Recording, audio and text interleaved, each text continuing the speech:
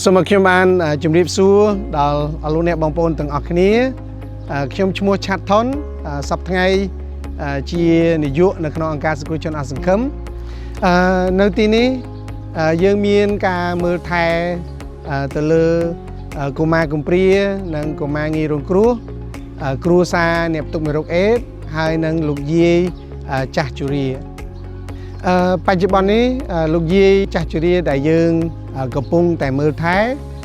មានចំនួន31នាក់ភាគច្រើនគឺគ្មានកូនចៅមើលថែគាត់គ្មានជំរកហើយនឹងគ្មានប្រភពចំណូលដែលធ្វើឲ្យជីវិតគាត់មានការងាយស្រួលទេរដូវប្រាំងគឺជារដូវដែលគ្រប់គ្នានៅទីនេះមានកុមារលោកយាយគ្រួសារផ្ទុកមេរោគអេដស៍ហ្នឹងគឺជួបបញ្ហាប្រឈមខ្លាំងគឺរឿងកម្ដៅតែអ្វីៗដែលមិនបាត់បង់នៅក្នុងជីវិតរបស់កុមារគឺក្តីសង្ឃឹមចង់សិក្សារៀនសូត្រហើយនឹងចង់ធ្វើខ្លួនឲ្យคล้ายទៅជាមនុស្សល្អដែលមានតម្លៃនៅក្នុងសង្គមដោយយល់ឃើញពីតម្រូវការទាំងអស់នេះក្រុមហ៊ុន Media Cambodia ដើម្បីចែករំលែកក្តីកក់ក្ដៅនិងការគាំទ្រដល់អង្គការសង្គមជនអសង្ឃឹមក្រុមហ៊ុន Media Cambodia បានរៀបចំអំណោយជាច្រើន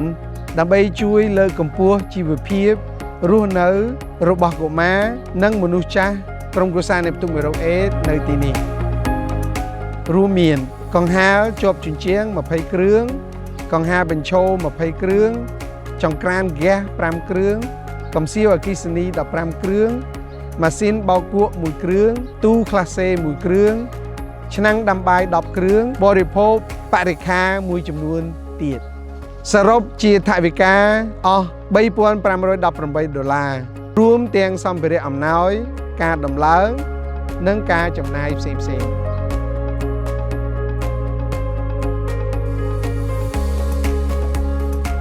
អំណោយទាំងអស់នេះដែលក្រុមហ៊ុន Media បានផ្ដល់ឲ្យវាមិនមែនគ្រាន់តែជាសម្ភារៈប៉ុណ្ណោះទេប៉ុន្តែវាបានបង្កប់នៅការគាំទ្រការឈឺឆ្អាលបង្កប់នៅការស្រឡាញ់យកចិត្តទុកដាក់សម្រាប់ការរស់នៅរបស់គ្រប់គ្នានៅទីនេះដើម្បីឲ្យជីវិតពួកគាត់មានភាពងាយស្រួលមានសេចក្តីសង្ឃឹមមានភាពកក់ក្ដៅក្នុងការរស់នៅបន្តទៅទៀតដោយឡែកកាលពីពេលថ្មីនេះនៅក្នុងកម្មវិធីជួបជុំតំណាងអ្នកចែកចាយរបស់ក្រុមហ៊ុន Media កុមារពីអង្គការសង្គមជនអសង្ឃឹមក៏បានចូលរួមសម្ដែងរបាំប្រពៃណីខ្មែរ